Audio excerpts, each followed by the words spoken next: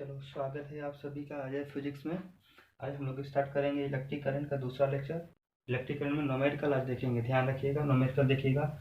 हर एक बात का कॉपी पेपर लेके साथ बैठिएगा, नोट्स बनाइएगा आप लोग। चलिएगा, हम लोग इलेक्ट्रिक करंट का लेक्चर नंबर 2, इलेक्ट्रिक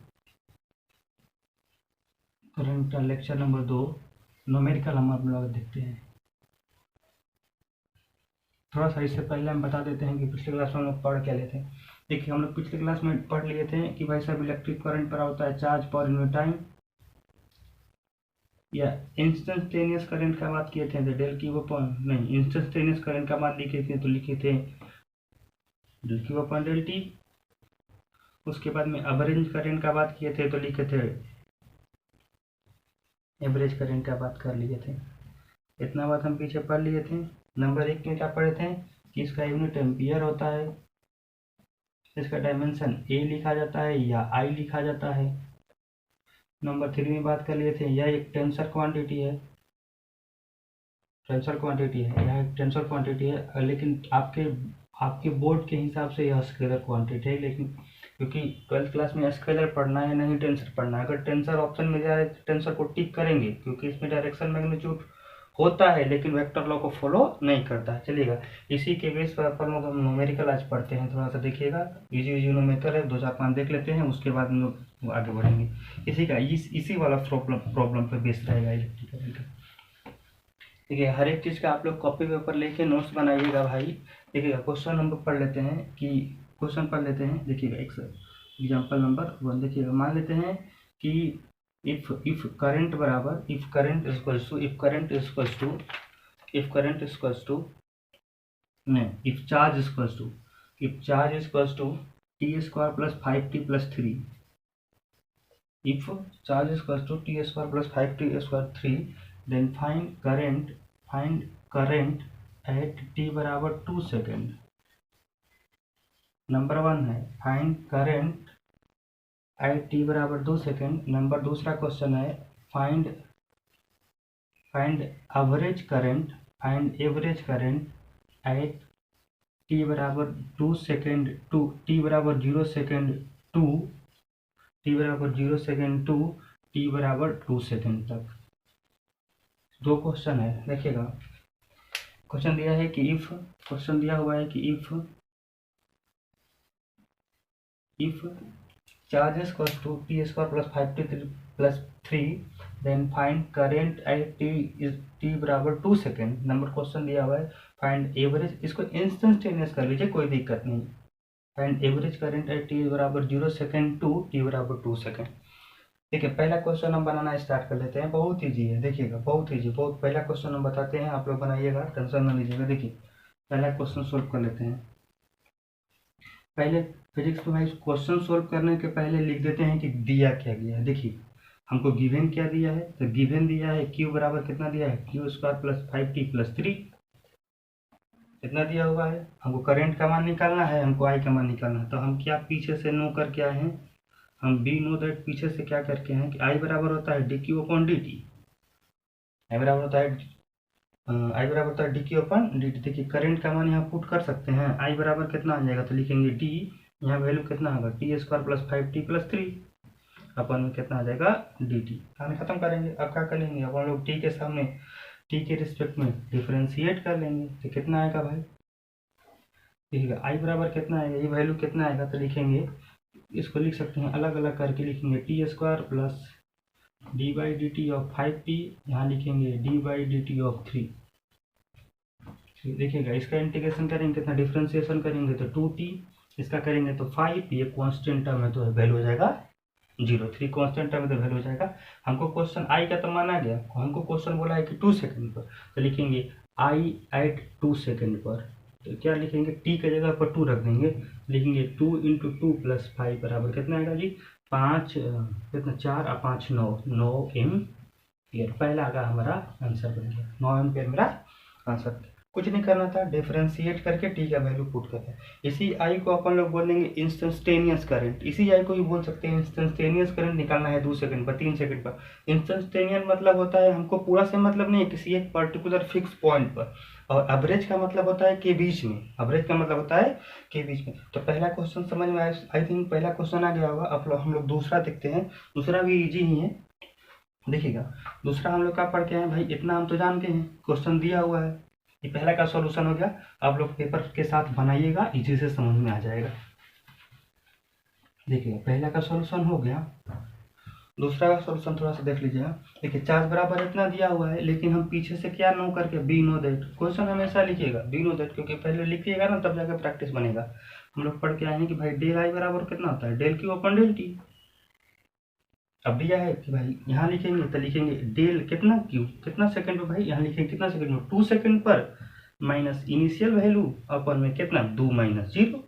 अब 2 का वैल्यू पुट करो यहाँ पर लिखेंगे तो लिखेंगे कितना लिखेंगे डेल क्यू अपन डेल टी, यहाँ आई नहीं क्यू है डेल क्यू अपन डेल टी। देखो यहाँ क्यू का वैल्यू कितना था T square plus 5 T plus 5, मतलब टी का वैल्यू यहाँ पर लिखेंगे 2, ये वैल्यू हो जाएगा 4 प्लस 10 प्लस कितना आ जाएगा 3। ये तो हो गया कहानी किसका 2 का माइनस 0 का, तो ये वाला टर्म 0, ये वाला टर्म 0, ये वैल्यू कितना 0 3, ये वाला वैल्यू कितना आएगा लिखेंगे 2, तो मतलब कितना आएगा 10 4 14, 14 में से 3 14 3 17, 14 अपन 3 2, मतलब कितना सेकंड भाई 7 दिन आंसर है।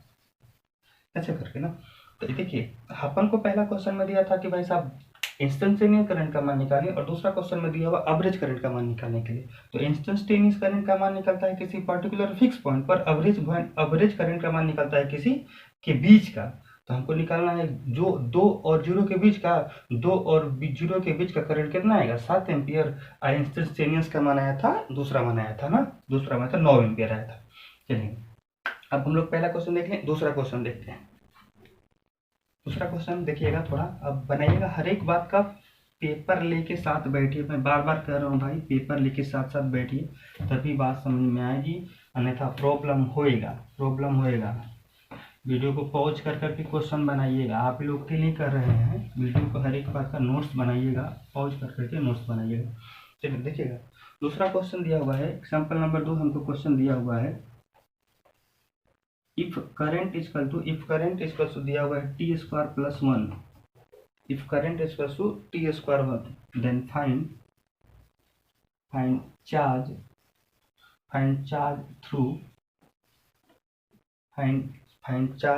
through a cross section,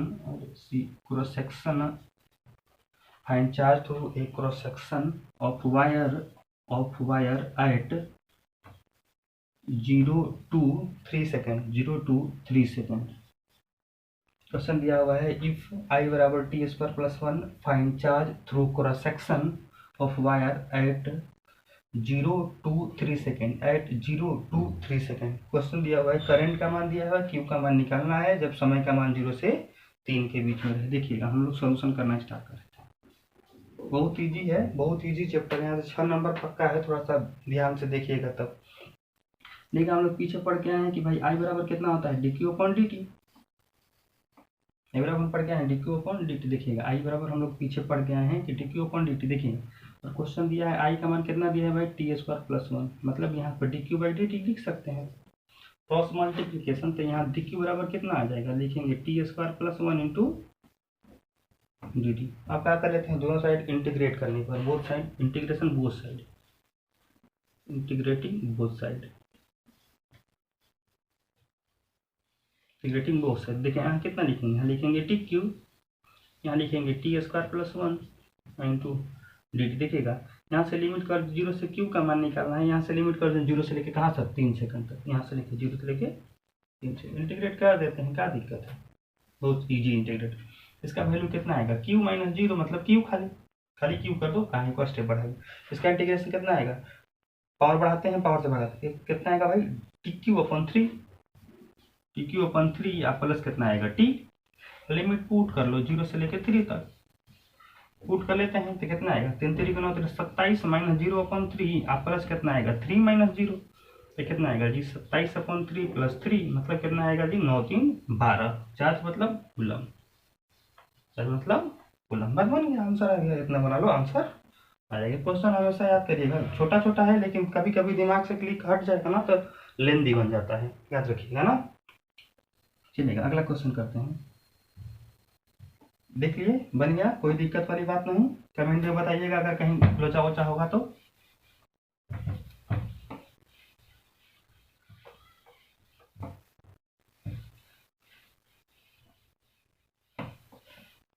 चलिए देखिए क्वेश्चन अगला देखिएगा। देखिए क्वेश्चन अगला दिया हुआ है, क्वेश्चन अगला दिया है, find the number of electron. Question है find the number of electron, find the number of electron, find the number of electron that could flow per second, that could flow, that could flow, that could flow per second,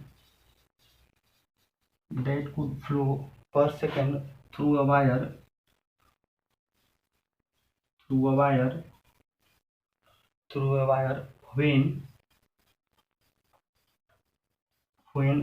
4 ampere current, 4 ampere current, 4 ampere current flow in it. देखिए solution देखिए, question समझिएगा।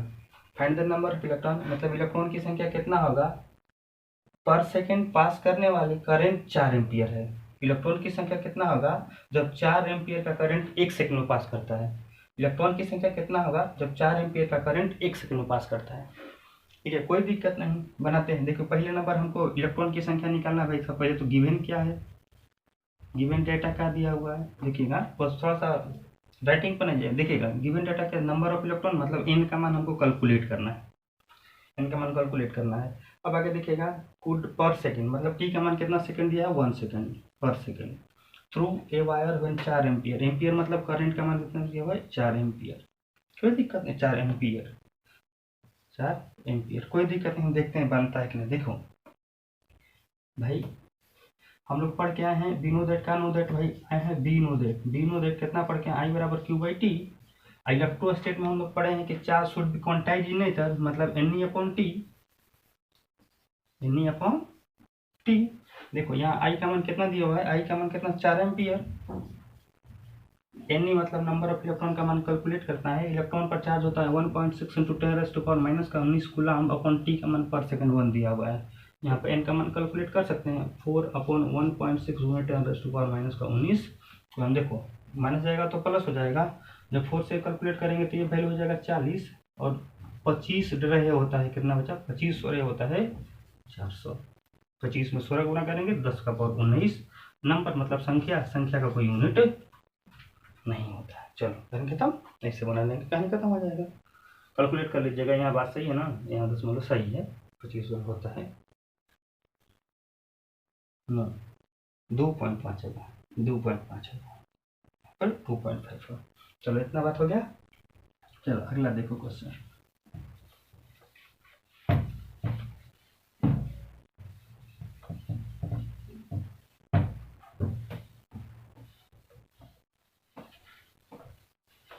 चलो देखिएगा अगला question देखिएगा।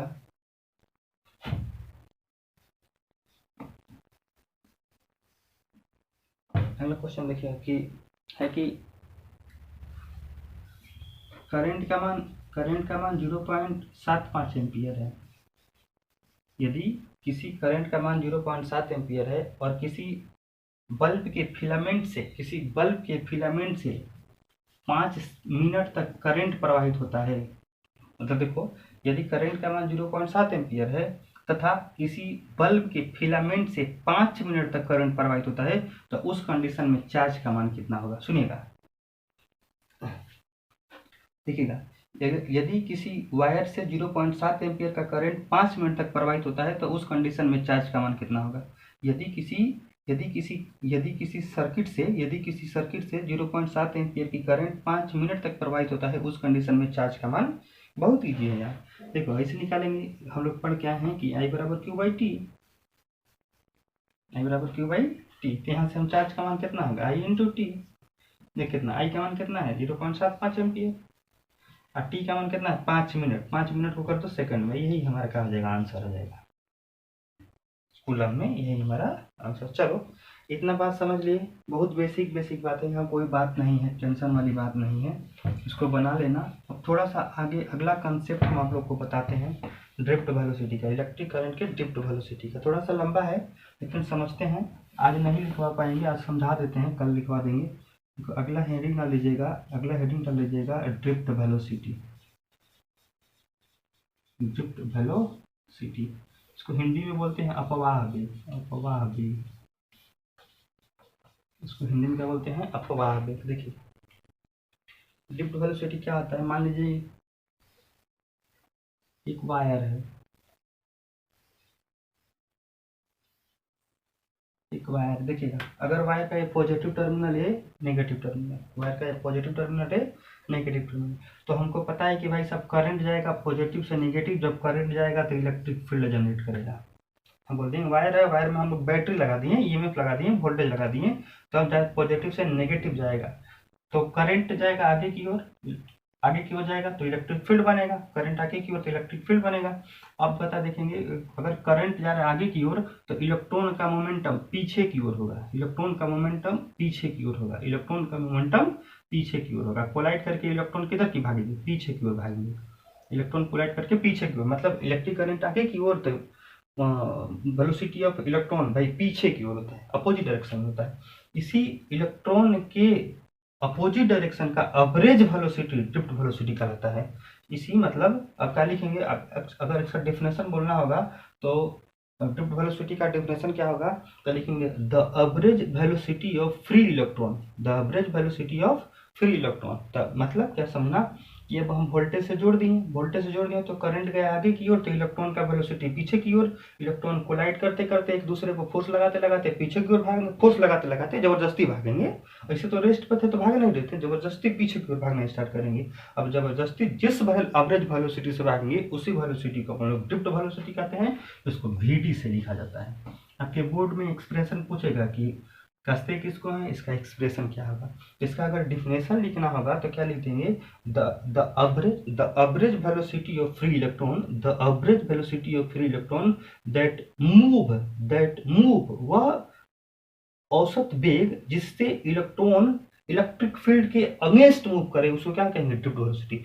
The average velocity of free electron that move with against of electric field या electric current, इसको VD से रिलेट करेंगे, इसको वीडी से। अब देखो थोड़ा सा बात आज नहीं ज़्यादा बता पाएंगे क्योंकि दिक्कत होगा। ड्रिफ्ट वेलोसिटी का अपन लोग पढ़ लिए, ड्रिफ्ट वेलोसिटी मोटा मोटी समझ लेते हैं कि जब इलेक्ट्रॉन जब किसी सर्किट में अपन लोग करंट देना स्टार्ट करेंगे तो उस सर्किट का करंट और उस सर्किट में इलेक्ट्रॉन का डायरेक्शन अपोजिट होगा, दोनों का डायरेक्शन अपोजिट होगा, उस अपोजिट डायरेक्शन में उस इलेक्ट्रॉन का एवरेज वेलोसिटी ड्रिफ्ट वेलोसिटी कराएगा, उसी ड्रिफ्ट वेलोसिटी का अपन लोग को एक्सप्रेशन फाइंड करना है। अगर ड्रिफ्ट वेलोसिटी का क्या बोलते हैं, ड्रिफ्ट वेलोसिटी का अगर डिफिनेशन लिखना होता है तो लिख देते हैं the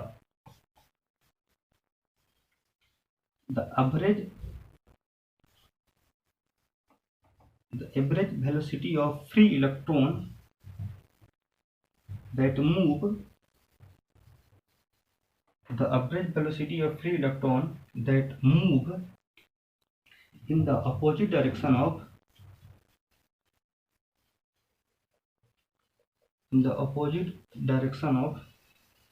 electric field or electric current is known as drift velocity.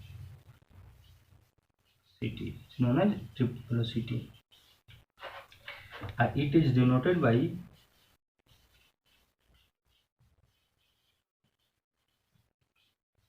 VD। सुनिएगा थोड़ा सा बात समझ, इसका एक्सप्रेशन बोलना होता है, VD बराबर एक टर्म आता है, मतलब ई टाउ बाई एम, इसका एक्सप्रेशन आता है। चिंता ना करें, वीडियो के अगला लेक्चर में हम अपलोड कर देंगे, चिंता ना करें। तो 3 एक्सप्रेशन पढ़ना है, E tau by M, VE tau by ML, I बराबर NE VD, अगला वीडियो में अपलोड कर देंगे। बस इतना ही फिलहाल आज के लिए फिर इतना ही समझ लीजिए। 2-4 क्वेश्चन प्रैक्टिस करिए, SCB से क्वेश्चन प्रैक्टिस करिए और ड्रिफ्ट वेलोसिटी का कंसेप्ट थोड़ा सा पढ़ लीजिए, थ्योरी NCERT में दिया हुआ है, उसके बाद हम एक्सप्रेशन इसका हम बता देंगे। आज के लिए फिलहाल इतना ही, मिलते हैं नेक्स्ट वीडियो में। फिलहाल लाइक शेयर और कमेंट पर कर दीजिएगा अच्छा लगे तो। चलिए बाय बाय आज के लिए।